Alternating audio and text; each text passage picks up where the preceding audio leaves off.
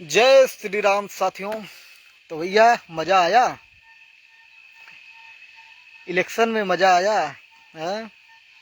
युवा नेता, फलाने नेता, हाँ,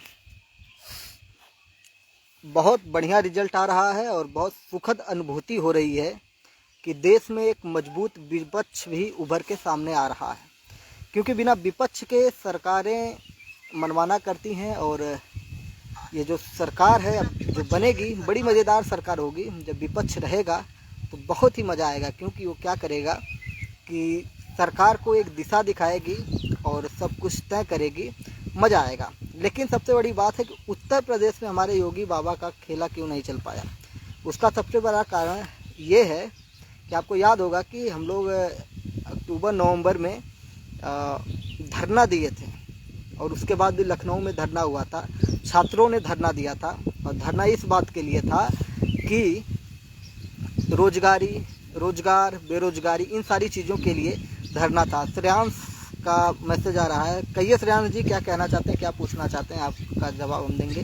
तो ये सारी चीज़ें हैं। धरना इसलिए दिया गया था कि रोजगार, बेरोजगारी, 7 साल 8 साल हो चुके हैं, शिक्षक भर्ती नहीं आई हुई है और भी विभिन्न विभागों में भर्तियां नहीं आई है। यूपी पीसीएस का एग्ज़ाम टल चुका है। साथ ही साथ अगर हम बात करेंगे तो आप देखिए यूपी पुलिस का पेपर हुआ था, पेपर लीक हो चुका था और भी बहुत सारी चीज़ें हैं। यानी कि शिक्षा व्यवस्था है, इन सारी चीज़ों में योगी सरकार, भारतीय जनता पार्टी की सरकार सब फेल हैं। रोजगार के मामले में फेल हैं, बेरोजगारी के मामले में फेल हैं। इन सारी चीज़ों को ये लोग नहीं कर पा रहे हैं और उसी का खामियाजा इनको आज भुगतना पड़ रहा है कि उत्तर प्रदेश में समाजवादी पार्टी बहुत ही ज़्यादा बढ़त में। जबकि समाजवादी पार्टी की बढ़त से हमें बहुत ज़्यादा ना खुशी है ना दुख है, लेकिन खुशी इस बात की है कि छात्र जागरूक हो चुके हैं, अंधभक्त नहीं हैं। जो अंधभक्त थे अब वो ठीक हो गए हैं।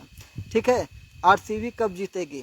इंडिया जीत रही है, आरसीबी जीते या ना जीते उसकी बात दूर की है, लेकिन इस चीज़ को ध्यान में रखना पड़ेगा भारतीय जनता पार्टी को। भारतीय जनता पार्टी के जो लीडर हैं, बहुत सारे लोग मुझे भी सुनते हैं, तो उन लोगों से यही कहना चाहूँगा कि आप सरकार से कहिए कि भैया हम भी कहेंगे, हमारी बातें जा रही हैं और भी चीज़ें, हम लोग भी पत्र वगैरह लिखते रहते हैं, लेटर लिखते रहते हैं सरकार को कि भैया ध्यान दीजिए।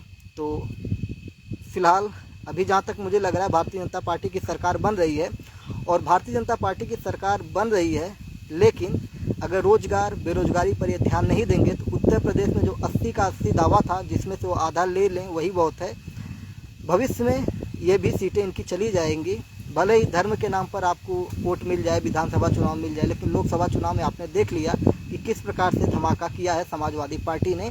और ये खुशी की बात है कि विपक्ष मजबूत हो रहा है। जहां लोग आरोप लगा रहे थे कि विपक्ष खत्म हो जाएगा, 400 पार बेटा, 400 पार को छोड़िए, अब सरकार बना ले वही बहुत है। ठीक है, तो चलिए फिर मिलते हैं, फिर शाम तक को बात करेंगे, फिर से एक बार बात करेंगे। बस मन में आया कि थोड़ा उत्तर प्रदेश में जो युवाओं की, जो छात्रों की, बेरोजगारों की व्यथा है वो लोगों को सुनाई पड़े। अगर बीजेपी अब भी न समझे ना तो भैया तुम समझ लो कि खेला ख़त्म हो जाएगा। तो लोकसभा आजमगढ़ में पर्सनली बता रहा हूँ, दोनों सीटें आपके हाथों से निकल चुकी है और शाम तक रिजल्ट आ जाएगा। अभी जो लग रहा है 80-85 हज़ार से आप सदर से, जहाँ से दिनेश लाल यादव निरहुआ है, वहाँ से वो हार रहे हैं और नीलम सोनकर हैं, ये भी काफ़ी ज़्यादा 30-40 हज़ार वोट से पीछे हैं। तो कहीं ना कहीं समाजवादी पार्टी ने बढ़त बनाई है और ये एक अच्छी बात है कि जनता जागरूक हो रही है और सभी को यहाँ पे सहयोग कर रही है। जय नमस्कार, भारत माता की जय।